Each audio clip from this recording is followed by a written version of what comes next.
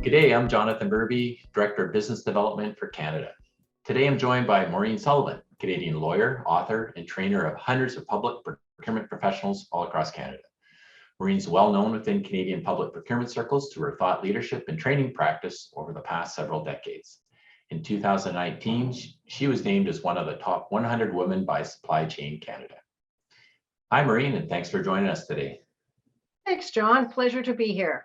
It's certainly an interesting time to be in the public procurement business these days. What's catching your attention as you follow the function of public procurement? Well, it certainly is an interesting time, John. I think everybody can relate to the pressures of staffing in the procurement world. Very pressing issue. We've got a lot of retirements of procurement folks. That's been happening for many years. You've got the expectations of more mobility in the workplace.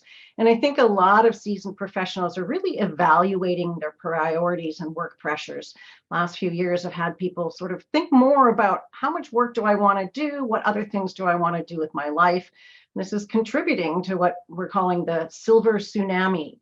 As you also know, of course, there's always the economic pressures that are continuing to grow. We've got this looming inflation and the countermeasures by the Bank of Canada leading to higher interest rates to temper growth, may lead to job stimulus measures by the government. So there is always that uncertainty that it seems to be increasing. And there's priority these days placed on environmental, social, and governance objectives. Public sector entities are seeking to get more benefit than just acquiring their goods and services at a fair price. And procurement professionals are really being tasked with viewing best value through this new lens. You've worked closely with the construction industry. How have you seen these procurement trends affect this sector? When it comes to the construction industry, I think certainly one of the most visible impacts is the supply chain disruption. This is affecting the commodity prices, right, which fluctuate sometimes daily. We also talked about the labor supply shortages. That affects not just the trades, but also the business functions, which are putting tremendous strain on the remaining capable staff. I think another important consideration is that because there's currently more demand than builder supply, contractors have choices. So public entities may not be in the same position to pick and choose builders as they have. There's really more of an emphasis on building partnerships. And I think it can be even more difficult to stand out as that owner of choice in today's market as builders become more selective. So often innovation has come in the form of technology.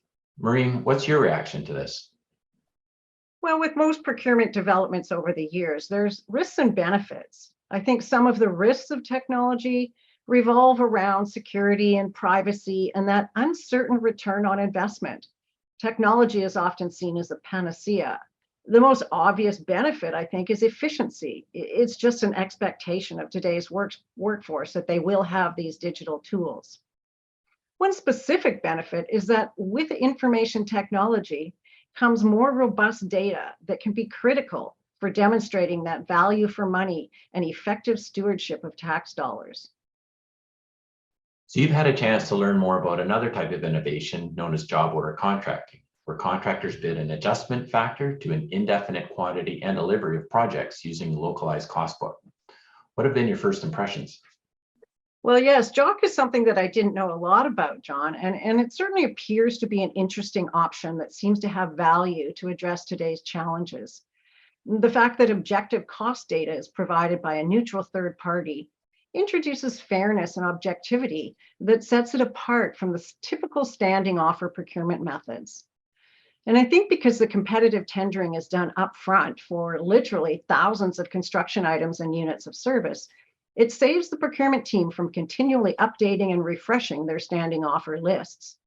JOC seems particularly effective for repetitive maintenance, repair, and alteration projects. So how might this benefit public sector organizations? Well, the biggest benefit that I see, John, is that using JOC allows procurement staff effort to be diverted to those more complex project types where they really require their expertise. It also provides valuable auditability. And because each aspect of the job is itemized with corresponding costs, each project has a complete audit trail. And once the program's established, internal teams are able to expand project delivery capacity or quickly respond to emergency work, which can be critical in today's environment. So that's great for owners, but what about contractors? What are some considerations for industry? Well, one of the questions I often get asked about this is how does JOC fit with the existing contract types, such as the Construction Contract Document Committee formats? Well, my understanding is that JOC can be incorporated into CCDC and other customized terms and conditions so that it's familiar to bidders. There's no reinventing the wheel.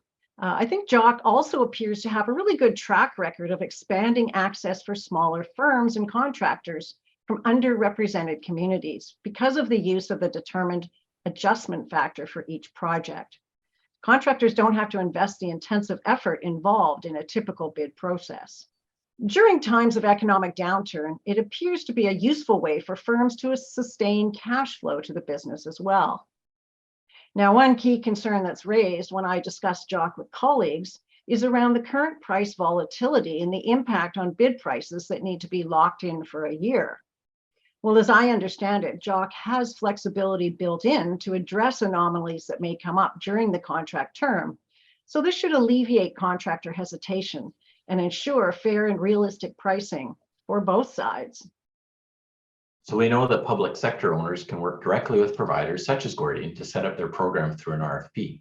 They can also get to JOC through cooperative purchasing organizations like Kinetic GPO and Canoe. This is relatively new for construction services. How would you explain GPOs to someone unfamiliar with the concept?